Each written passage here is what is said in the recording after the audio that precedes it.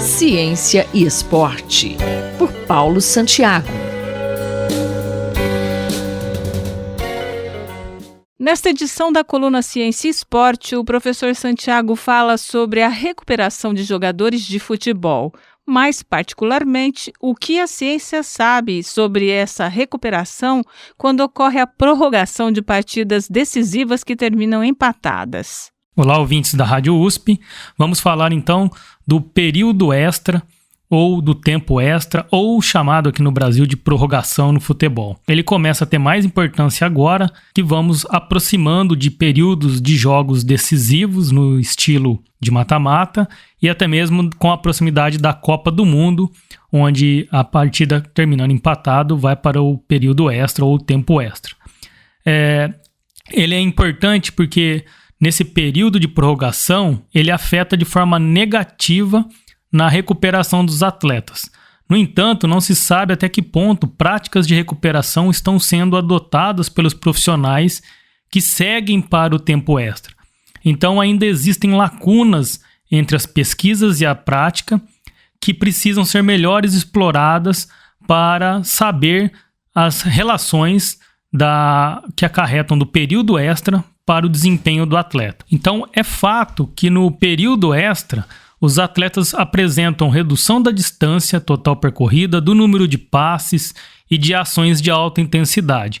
Contudo, não se sabe se é um efeito do desgaste físico ou também se é uma relação com as atitudes de estratégia, porque é um período mais sensível pela questão de você não ter tempo para literalmente ir atrás de um resultado caso tome um gol. Então, as equipes tendem a ser mais conservadoras no tempo extra. Então, é importante que estudos apareçam. Eu selecionei aqui 2 trabalhos publicados e todos eles apenas reportam isso que eu acabei de dizer, que é importante estudar o tempo extra, mas ainda é bem obscuro as estratégias de recuperação para o pós-jogo, para o pré-jogo e até mesmo durante o jogo que tem o período extra aí no futebol. Então, que estratégia os jogadores usam para se recuperar desses tempos extras jogados? Essa pergunta é interessante e eu vou utilizar como base o artigo científico que eu selecionei para falar nessa coluna, que mostra que a maior ocorrência de atividade para tentar a recuperação no pós-jogo são aspectos nutricionais que foi reportado pelos atletas. Então, com aproximadamente 51% das respostas na pesquisa, dando importância para aspectos nutricionais. Então, introduzindo alimentos que auxiliem na recuperação dos jogadores. 24 horas após o jogo, aí isso já muda. O que mais aparece são características relacionadas ao descanso, então ao repouso e fazer a recuperação descansando. E depois de 24 a 48 horas, já tende a equilibrar a questão do descanso e os aspectos nutricionais. E depois de 48 horas a 72 horas do pós-jogo que teve tempo extra, basicamente isso vai cair, essas intervenções nutricionais e de descanso, e aparece mais as questões que não tem nada relacionado à recuperação. Então, o atleta passa a fazer um treino normal. Agora, uma coisa que é bem interessante, que não aparece em nenhum dos momentos posteriores ao jogo, depois de 24 horas, e aparece logo imediato ao pós-jogo, aparece a questão de entrar em água gelada ou em imersão em temperaturas menores no gelo, fazer algo como se fosse uma crioterapia, que aparece como 32% das ações logo após o jogo que teve tempo extra. Contudo, não se sabe qual dessas formas de intervenção são mais eficientes, é o que foi reportado pelos atletas entrevistados nessa pesquisa. Então isso carece muito ainda e é um campo bem vasto para investigação na área de ciência do esporte, a recuperação para os tempos extra de jogo no futebol. Obrigado e até a próxima coluna. Ouvimos o professor Paulo Roberto Santiago, da Escola de Educação Física e Esporte da USP, em Ribeirão Preto. Rita Estela para a Rádio USP. Ciência e Esporte, por Paulo Santiago.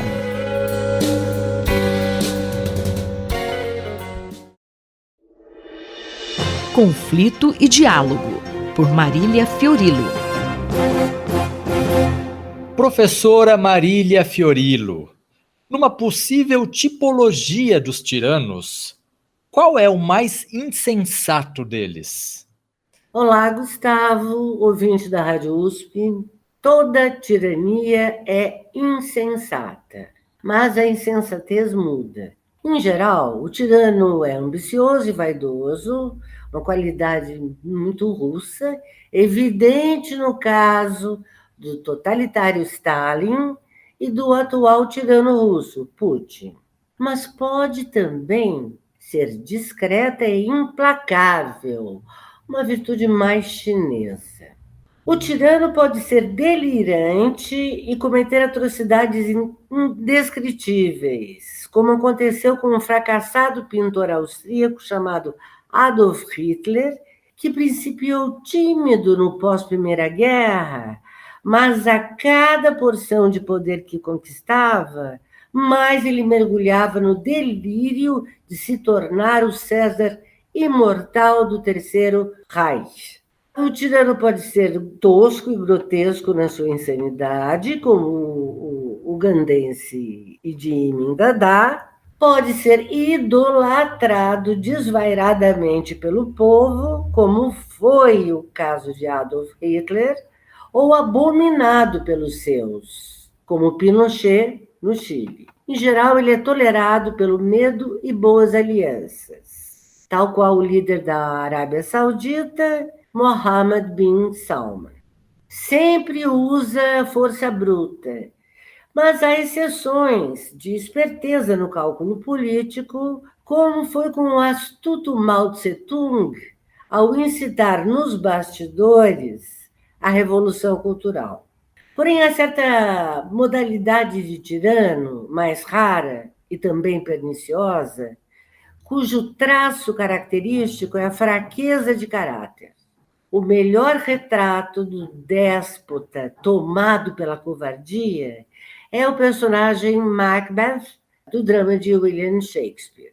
Macbeth, um usurpador como a maioria deles, não ambicionava fama e glória, mas foi arrastado a ela por sugestão de sua esposa.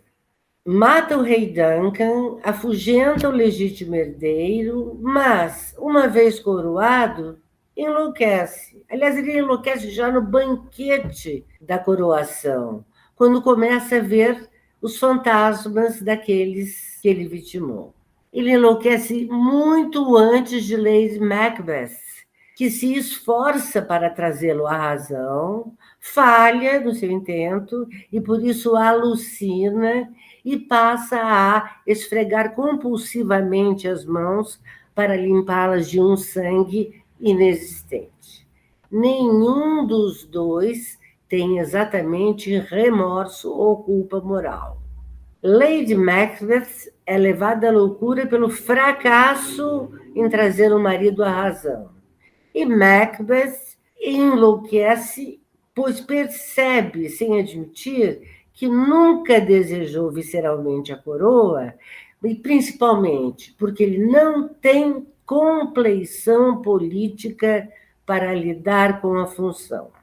Torna-se um carniceiro, eliminando adversários e suas famílias por puro medo e fraqueza. Embora as peças de Shakespeare sejam aulas magnas de política, em Macbeth há essa particularidade. Ele é um tirano fora de lugar. Não tem os atributos para tal, nem a coragem, nem a malícia. Só lhe resta deixar um rastro tresloucado de destruição. A deformação de Macbeth é a fraqueza de caráter. É por isso que ele se torna o principal carrasco de si mesmo. Cego pela desorientação do cargo, indiferente ao destino dos escoceses, e, no final, abandonado por todos, ele fracassa porque cedeu a uma tentação que exigia mais do que ele podia. Toda tirania é uma insensatez, mas não há insensatez maior que a do tirano que sucumbe à sua própria insignificância. Muito obrigado. Eu, Gustavo Xavier, ouvi a professora Marília Fiorilo. Conflito e Diálogo, por Marília Fiorilo.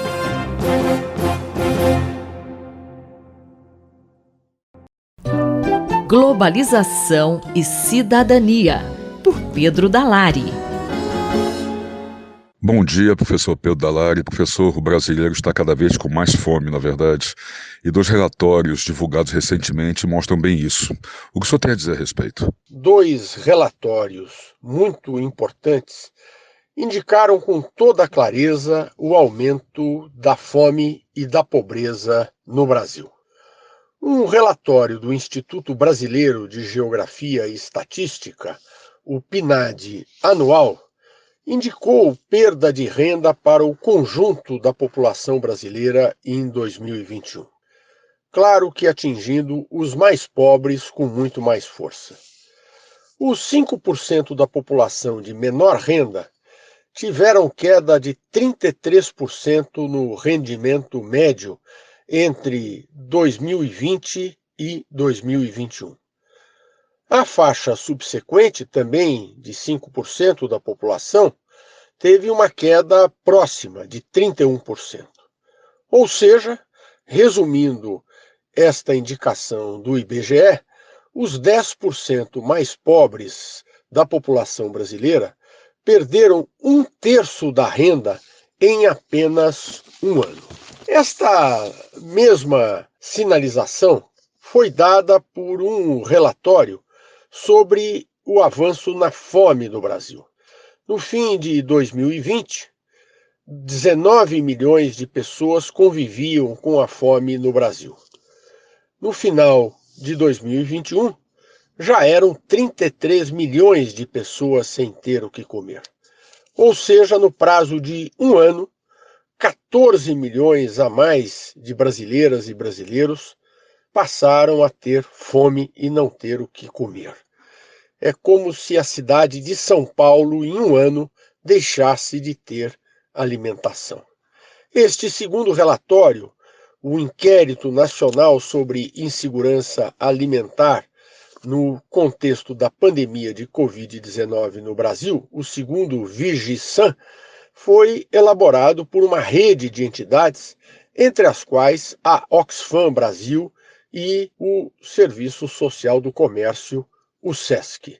O primeiro relatório do ano passado e agora o segundo relatório no mês de abril. E o que representa, professor, esse quadro do aumento da pobreza e da fome no Brasil?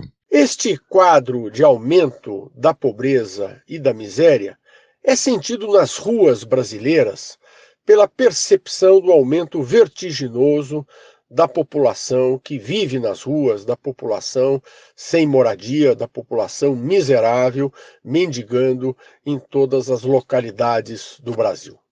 É uma crise social que vai se acumulando e que aponta para um quadro de instabilidade econômica e política muito sério. Viveremos, sem dúvida nenhuma, nos próximos meses, se as lideranças políticas, sociais, econômicas e inclusive acadêmicas não se mobilizarem, um quadro de muita turbulência no país. Na matéria sobre a coluna que é publicada no jornal da USP, deixei o link para este relatório produzido pela Oxfam, pelo SESC e por outras entidades que indicam o aumento da fome no Brasil. É um relatório de fácil leitura e que vale a pena consultar e divulgar para chamar a atenção de um problema de extrema gravidade que aparentemente já estava sendo superado no Brasil, mas que a realidade mostra um quadro muito diferente. Esse foi o professor Pedro Dalari que falou com Marcelo Hollenberg para a Rádio USP. Globalização e Cidadania, por Pedro Dalari. Fique de olho, por Eduardo Rocha. Olá, professor. Hoje vamos falar sobre a difícil arte de ser multitarefa no acelerado mundo moderno? Então nos responda, o que é aquele mal-estar que aparece quando tentamos, além de ser passageiro, ler ou digitar algo no celular com o ônibus, metrô ou carro em movimento? Olá. Cinetose, com C, ou enjoo do movimento, é essa sensação ruim provocada pela excessiva movimentação dos objetos quando estamos também em movimento. É possível observar esse sintoma quando, no banco do passageiro, estamos tentando acessar um mapa, um guia rodoviário, obter alguma informação no celular ou fazer uma leitura, seja de um jornal, um livro, e isso pode acontecer também em outros veículos em movimento. Os sintomas vêm desde a fadiga excessiva, cansaço de refazer essa atividade, um mal-estar e até sensação de tontura que pode levar inclusive a vômitos. Isso é possível de ser observado principalmente quando a atividade que motivou acabou sendo intensa e o percurso muito instável, irregular ou muito cheio de curvas. Muitas pessoas rotulam, chamam ou confundem isso com a doença do labirinto ou labirintite. São eventos e sintomas parecidos, mas o que estamos querendo enfocar aqui não é uma doença inflamatória do órgão de equilíbrio situado no ouvido. Eles podem estar até associados aos problemas, mas o que nós estamos observando é que o equilíbrio do corpo humano, e muito similarmente dos animais, para se dar de maneira tranquila, ele precisa de 3 boas referências. A sensibilidade dos pés em um chão firme, o líquido do labirinto estabilizado, dando uma ideia de que não há movimentação ou troca de posições súbitas ou excessivas, e o olhar também num ambiente estável. Com a perda simultânea de alguns desses fatores de equilíbrio, que se dá, por exemplo, num veículo em movimento em um ambiente instável, passa-se então a necessidade de alertar o sistema de defesa do indivíduo, aqui no caso o sistema nervoso central, de que precisa recuperar a estabilidade. E aí, esses sintomas vêm como manifestações autonômicas no sentido de recuperar a atenção e interromper atividades que estão corrompendo esse equilíbrio. Enjoo do movimento pode ser evitado? Sim, o enjoo do movimento ou a cinetose podem ser evitados. As melhores maneiras são evitar o uso excessivo da visão em focos detalhados quando em veículos em movimento, procurar olhar para ambientes longínquos mais estáveis e, em alguns casos muito severos, é possível lançar mão, sob orientação médica, de remédios que atenuam as respostas do sistema nervoso autônomo a essa sensação de instabilidade, também conhecida popularmente como enjoo do movimento ou cinetose. Alerta a isso, sabemos que hoje essas manifestações acabam sendo ainda mais frequentes, uma vez que uma distração trivial numa longa viagem, num deslocamento, seria observar e se distrair ou se informar com a tela do aplicativo do celular, mas esses sintomas são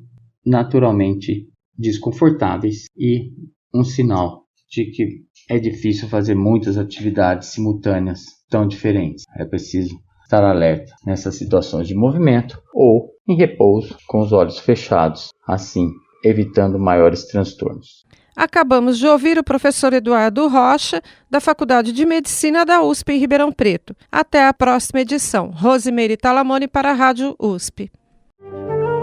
Fique de olho, por Eduardo Rocha. Horizontes do Jornalismo, por Carlos Eduardo Lins da Silva. Professor Carlos Eduardo, uma pesquisa do Pew Research Center aponta que 9 entre 10 jornalistas usam as mídias sociais profissionalmente, mas se entre o público em geral o Facebook ainda é a rede favorita, os jornalistas parecem preferir o Twitter. O que o senhor gostaria de comentar sobre o assunto? Acho que há uma clara preferência dos jornalistas pelo Twitter entre as mídias sociais, e isso não só nos Estados Unidos, onde foi feita a pesquisa, como aqui no Brasil também, embora eu não tenha conhecimento de nenhum trabalho acadêmico que comprove isso. No entanto, essa é a minha experiência. Eu vejo, principalmente os jornalistas mais jovens, usando o Twitter muito preferencialmente em relação a qualquer outra plataforma de mídia social. Eu acho que o motivo é que o Twitter permite ao jornalista não só atingir novas audiências, mas também novas fontes e estabelecer uma relação com as fontes, embora essa relação, a meu ver, não seja tão sólida quanto eram as relações antigas de jornalista e fonte, quando elas se encontravam pessoalmente, podiam se olhar olho no olho, como se diz, e manter, construir, cultivar uma relação de confiança recíproca muito grande. Mas o Twitter permite também que networks, que redes de conexão sejam construídas e desenvolvem lealdade entre as audiências. O problema é que o Twitter também é uma rede que estimula respostas rápidas e permite a retweetagem, não é? Que é você mandar um tweet que você recebeu para todos os da sua rede.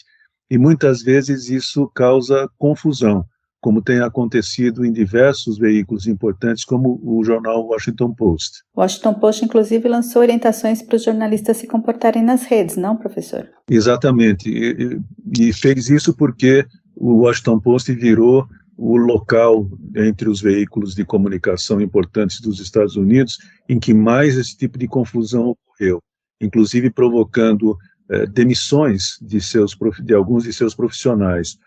O problema dessas regras, Márcia, é que elas são sempre muito subjetivas.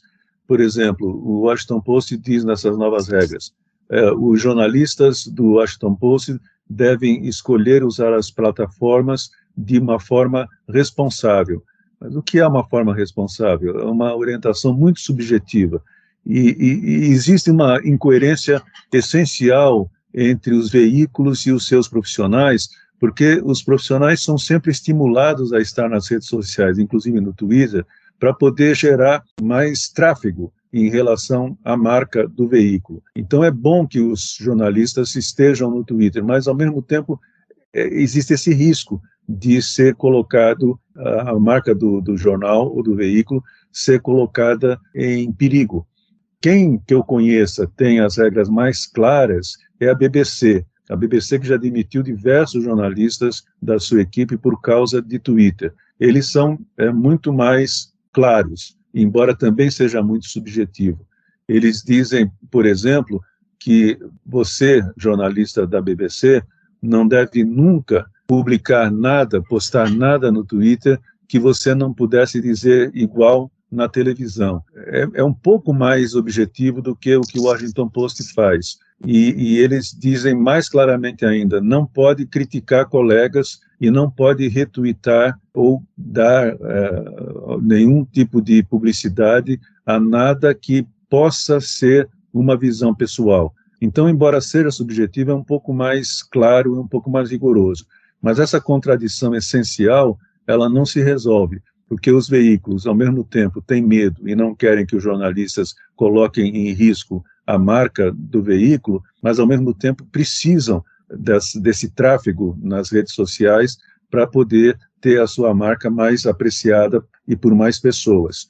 A questão é meio insolúvel, a meu ver, inclusive porque os algoritmos, a gente sabe, eles são produzidos para que tenha mais espaço, tenha mais divulgação, tenha mais prestígio as discussões que são mais belicosas, digamos assim. O jornalista e professor Carlos Eduardo Lins da Silva, colunista da Rádio USP, conversou comigo, Márcia Blasques. Horizontes do Jornalismo, por Carlos Eduardo Lins da Silva.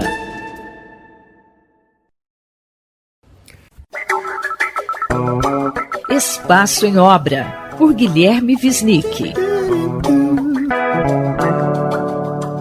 Olá, professor Guilherme Wisnik. Qual vai ser o tema da sua coluna de hoje? Oi, Márcia. Hoje eu queria falar da montagem de Esperando Godot, da companhia Usina Ozona Teatro Oficina, que eu assisti no Sesc Pompeia e que agora está passando para uma nova temporada no Teatro Oficina.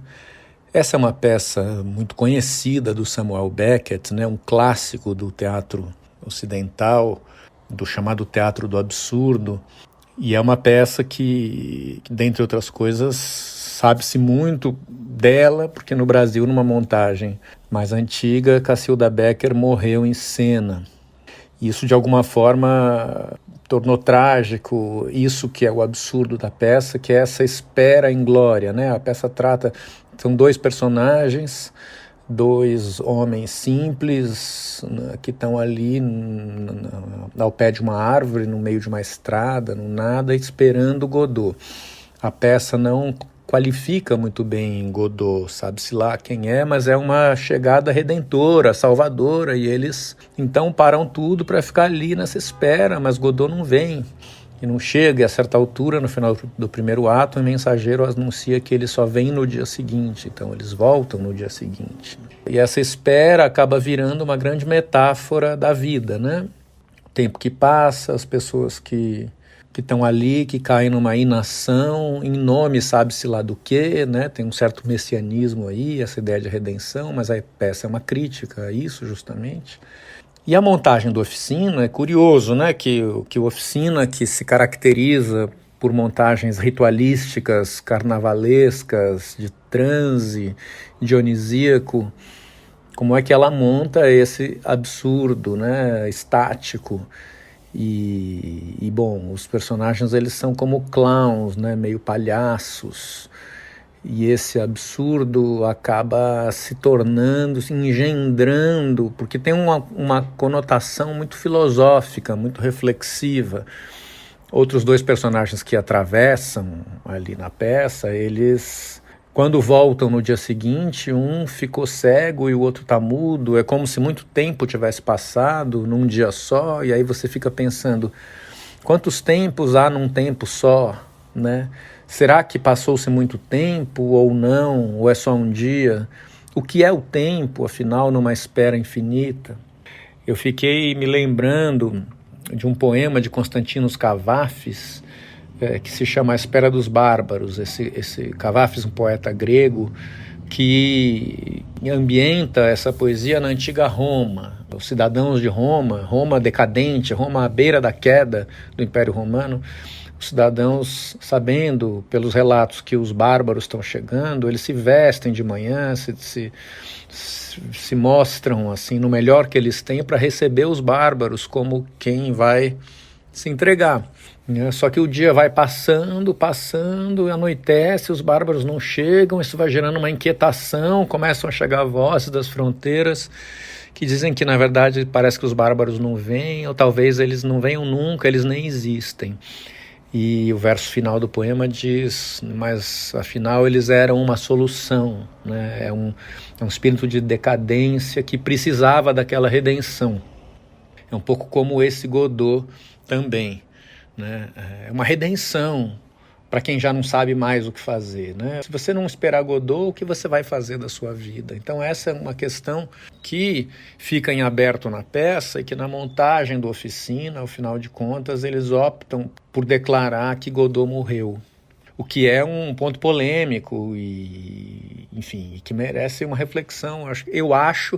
Eu vejo nisso, né, uma tentativa de dizer, olha, precisamos agir, vamos sair dessa letargia, precisamos ir em frente, não dá mais para ficar achando que as coisas se resolvam sozinhas. É um pulso para a ação. E nesse sentido, essa montagem em 2022 é muito atual e muito urgente e muito importante. Este foi o professor Guilherme Wisnik que conversou comigo, Márcia Vanza. Espaço em Obra, por Guilherme Wisnik.